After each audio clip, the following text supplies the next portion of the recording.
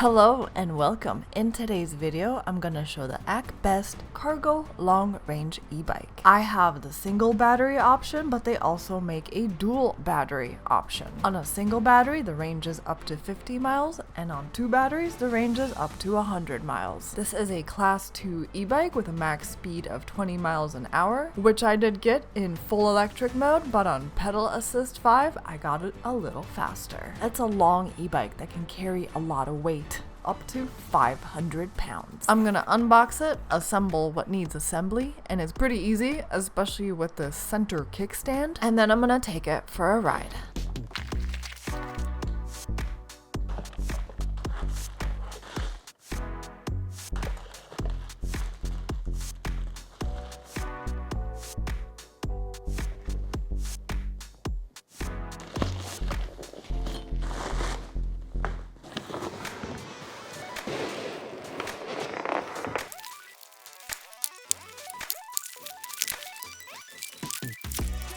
Probably best to pull the bike out the top of the box instead of laying it flat like I did, but I'm really weak, so I did it that way.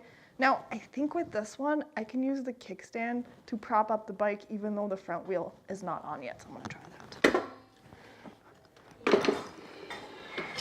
Wait.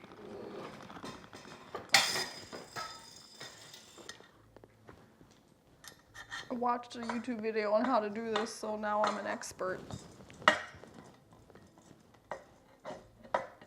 I don't often put the fork in. This part, I definitely prefer when it's already done for me. And what else is hidden in here? Huh. What are these? Oh. I just watched the video for a third time, and he sticks in a piece before this piece. I don't have that piece, so maybe this is enough. And then whatever this was, I left it out because it wasn't in the video. Then this goes on. And this one's pain in the butt to get on there. Then these go on, and this elusive little piece. And finally, this. Hopefully that is correct. Next, I'm gonna install the handlebars. So I gotta remove all of these little screws.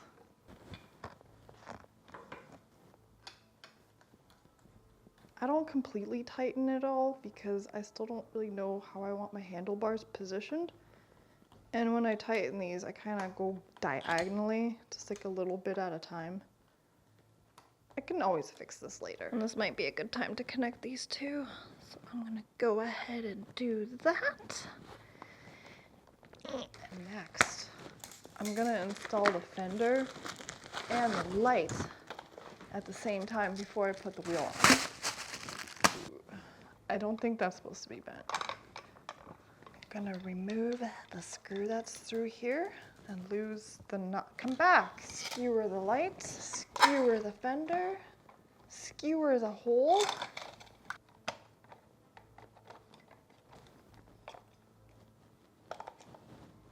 Yeah, I should be using my other tools for this, but I'm just gonna use some of my tools. Loving the little stand. Normally this part's a pain in the butt, but not this time. I'm gonna loosen up these nuts, and then there's these two little doodads right here. So I'm gonna pull them all the way to the end, both sides, and stick this up in here. There we go. So now there's a little hole. That part goes in there. Same on the other side. I'm gonna tighten this down with tools. Install the fender. There's a little screw right here that I removed.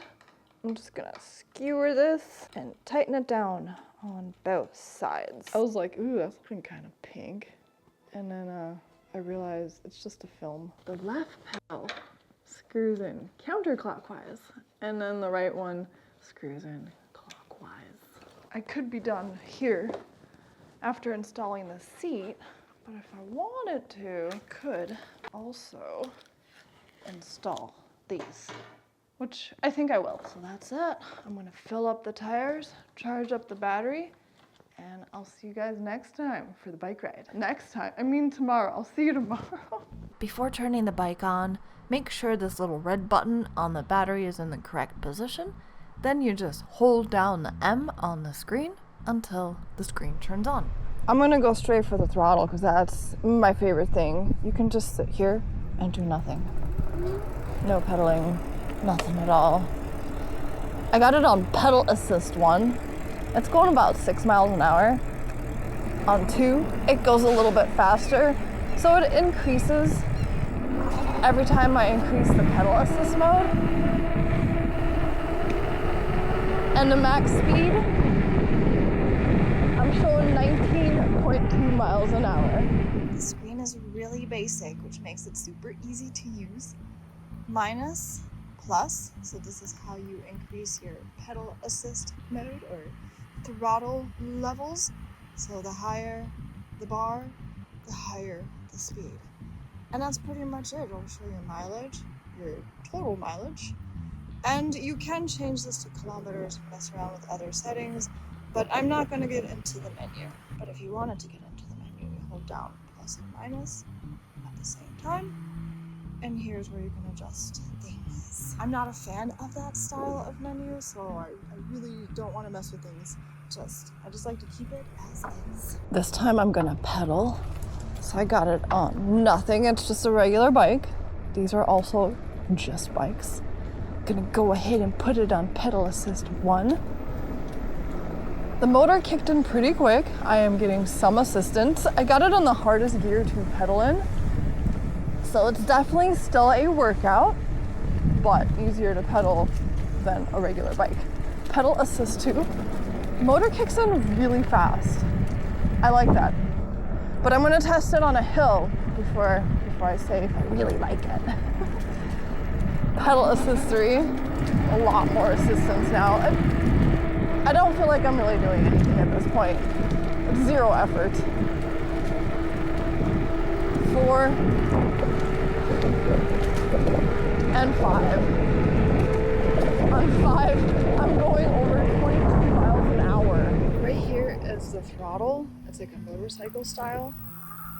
And because of this stand, I can actually do this without the bike going anywhere. It is a class 2 e-bike, so it's supposed to cap at 20 miles an hour, which it does on full electric mode. If I do pedal assist 5, pedaling, it goes faster. So I got it just past 22 miles an hour. I don't think you've ever seen me in jeans. I own a bunch of them. I never wear them. I hate jeans, but today I decided I'm gonna wear jeans because a lot of times when I look at the stock photos or photos the companies have on their website with these e-bikes, people are dressed really casually, and there I am in athletic gear, which to me makes sense. So we'll see by the end of this video if jeans made sense. I've been pedaling away a couple miles now, and 1 and 2, pedal assist 1 and 2, this is a workout even on flat paved road. But once I switch it over to 3, the difference between 2 and 3 is huge. It's huge. You go from effort to no effort. I'm gonna come to a dead stop at this hill. I doubt pedal assist 1 will get me up, but let's try it anyways. Motor just kicked in. It's working. I wasn't expecting that. It kicks in really fast. It's maybe half a turn of the pedals and that's it. There's one motor chilling in the center of the back wheel. It's 750 watts, 1000 watt peak. It's powered by a 48 volt, 13 ampere hour battery, which takes about 5 to 6 hours to fully charge from a dead battery. So that's how it is with the single battery. If you go with the dual battery option, where the bag is will be where the second battery goes. The range on a single battery is 30 to 50 miles. Oh yeah, I should probably mention the batteries are UL2849 certified. I've gotten some complaints about the ranges that I give or the ranges that companies give, and people are saying, well, I'm not getting that kind of mileage. It really varies greatly, and one thing that, besides road conditions, whether you take it off-road on a flat pavement or on beach sand, that all affects it, of course, and how much power you're using, like how you're using the bike full throttle pedal assist, which pedal assist. Weight also affects range. The max that this can carry is 500 pounds. So you could stuff a car seat on there, another person on there, some cargo on there, yourself on there, but you cannot exceed 500 pounds. Now, if you do weigh 500 pounds, congratulations that you're on an e-bike, but you're not gonna get the max range at that weight. So the less you weigh, the more range you're gonna get. The kickstand, I've never seen one that's in the center, so it kind of perplexed me at first. It was nice for the assembly, but then I'm like, now what? To make it go down, it's kind of a joint effort with your foot and then pulling the bike backwards. And to bring it back up, you just sit on the bike and you push forward. You could also do it with your foot, but it's easier if you're already on the bike.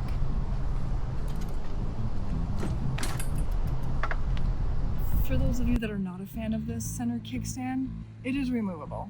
It's just some screws and it comes out.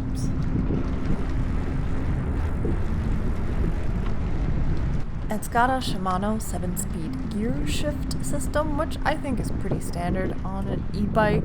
I personally just leave it in one gear, usually the hardest one to pedal in, and that's it. I don't mess with it, but if you need the additional gears, they're there. I like that it has a headlight and also a rear light, which lights up when you hit the brakes, but I would like the lights to have their own separate button. To turn the light on, hold down the plus button.